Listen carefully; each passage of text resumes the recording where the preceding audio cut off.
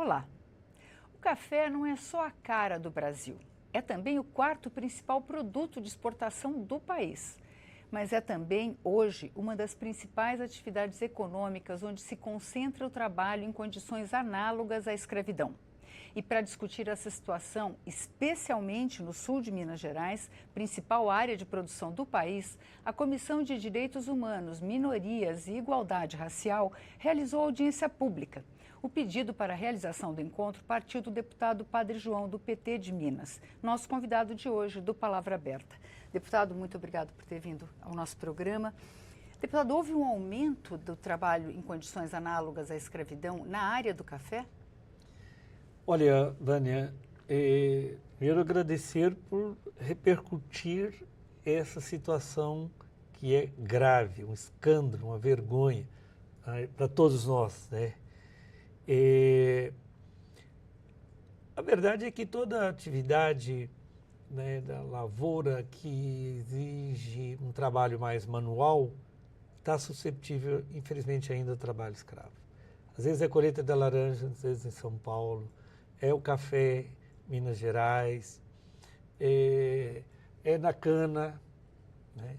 Sobretudo nas regiões mais também que tem muita montanha, muito morro, tem menos mecanização e exige-se o trabalho manual e exige os oportunistas, covardes, que às vezes pegam as pessoas numa situação vulnerável ou vulneralizada, porque ninguém é vulnerável.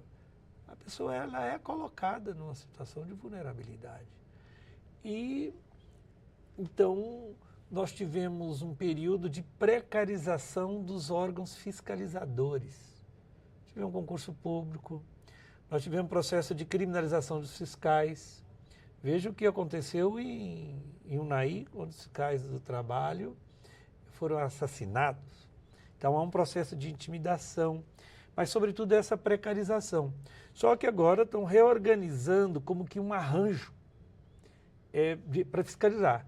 O fiscal não vai sozinho, aí vai Polícia Federal, Polícia Rodoviária Federal, tem que ir o Ministério Público do Trabalho, então vai um aparato para garantir também a própria segurança de quem trabalha, de quem fiscaliza, de quem acompanha.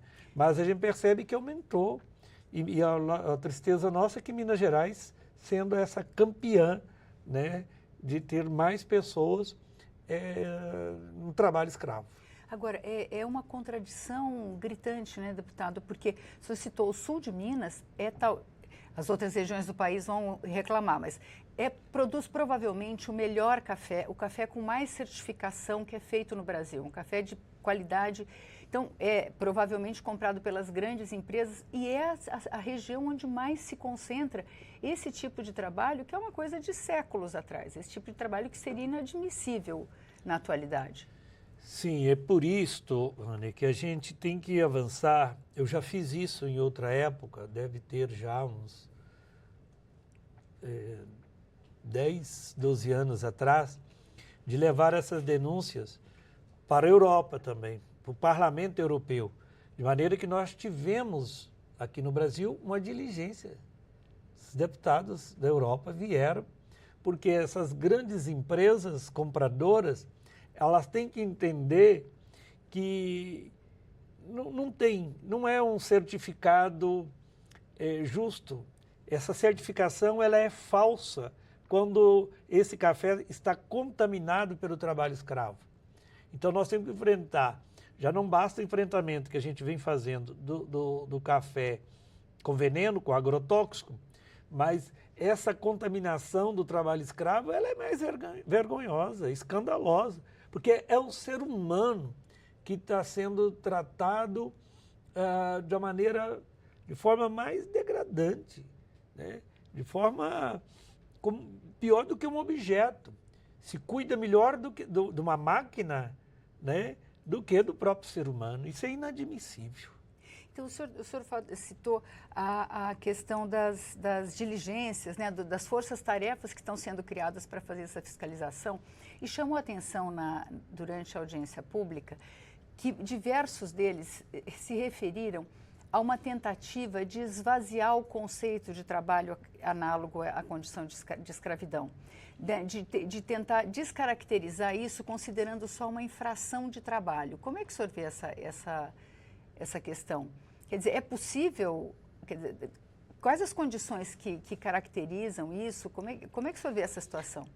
A lei, ela já é até bem objetiva em relação ao trabalho escravo. Eu até evito usar o termo trabalho análogo escravo, porque é trabalho escravo. A pessoa que não tem acesso, não tem alimentação adequada, a pessoa que não tem onde dormir, não tem como cuidar da sua própria higiene pessoal, um ambiente que tem uma jornada exaustiva, a pessoa que às vezes não tem contato com o meio urbano, fica isolada também, isolada em tipo um acampamento no meio da lavoura, É uma situação totalmente degradante e incomunicável também. Então, a lei ela é específica. Acho que o que nós temos que avançar é na lei de execução penal para aumentar a pena. Porque o máximo que está 8 anos de prisão, mas aí no próprio processo isso converte em multa, em uma doação, e então a pessoa ela tem que ser penalizada, e nós temos que fazer valer também, dentro da própria Constituição, de que essas áreas onde tem trabalho escravo serem resgatadas essas áreas pelo governo e dar a destinação para a reforma agrária. Porque só assim, penalizando, sobretudo com a arrecadação dessas áreas, para que esses próprios trabalhadores possam ser os sujeitos, os protagonistas de fazer com que essas terras sejam produtivas, com respeito ambiental e com respeito social. E entre as denúncias que a comissão recebeu, tem de diversas pessoas que foram resgatadas mais de uma vez. Ou casos assim, a família, o pai foi resgatado 5 vezes, o filho foi resgatado 3 vezes. Então, se percebe que é dentro de determinadas regiões do país. Quer dizer, tem regiões onde o poder público tinha que atuar mais incisivamente, não só na fiscalização, mas no suporte, porque, como o senhor disse, ninguém entra nessa situação voluntariamente, né? Porque quer, mas porque precisa, né? São regiões muito pobres, né, deputado? De onde vem essa população que é arregimentada para esse trabalho? É por isso que essas situações ela me leva a refazer alguns conceitos. Fulano ali é uma região de pessoas vulneráveis, pessoas vulneralizadas. Se a gente pega uma área do Jequitinhonha, onde prevalece a monocultura do eucalipto, e regiões onde as comunidades eram tradicionais, estavam lá nas chapadas, e elas foram como que expulsas. E essas áreas foram destinadas para grandes empresas da monocultura de eucalipto, onde é quase que 99% tudo mecanizado, então não tem emprego, rebaixa o lençol freático, as pessoas ficam também sem água, então é uma condição muito precarizada, que às vezes o próprio poder público que levou, porque você pega muitas áreas, são áreas devolutas, que pela Constituição essas áreas já deveriam ter destinado para a reforma agrária, e então as pessoas terem condições de produzir. Se elas podem produzir fora, por que não pode produzir na sua própria terra? E quem fica e resiste, e quem tem acesso à terra, consegue produzir. Se você vai no Jequitinhonha, você vê feiras riquíssimas, porque aquelas pessoas que têm o acesso à terra, que têm criado condições de produzir. Então são pessoas vulneralizadas que mesmo com esse risco, e tem pessoas que operam isso, né? Que captam e que iludem e colocam numa situação, inclusive trabalho de menor. Tivemos situação de ter menores e a pessoa, expectativa de ter um recurso, um dinheiro, acaba caindo de novo nas armadilhas do poder econômico cruel, que não tem responsabilidade social e nem ambiental, porque o Papa Francisco, né, ele reafirma que não existe uma crise, não existe uma ação desconectada da outra, da questão social e ambiental. Porque quando você fala de degradação ambiental, degradação da terra, nós também somos criaturas, é degradação do ser humano, né? Então é nesse sentido de que esse café tem que rever os selos. Eu acho que é aí que nós vamos mexer quando uma Nestlé da vida, desculpa de citar a empresa, mas é uma que a gente sabe que adquire o café.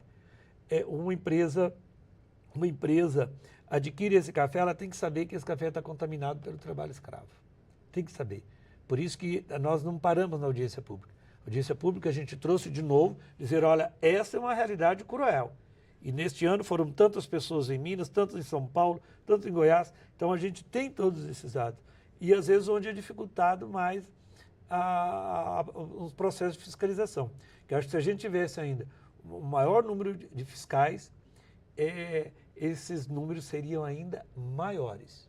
Maiores. Porque a gente sabe que continua ainda a produção do carvão, que já foi o grande vilão, o grande lugar em tempos atrás, né? Então a gente ir identificando algumas áreas ou alguns setores, né, de produção onde é mais suscetível, onde é uma armadilha maior, né, e sobretudo onde exige o trabalho manual, a gente percebe que é maior. Então nós temos que denunciar.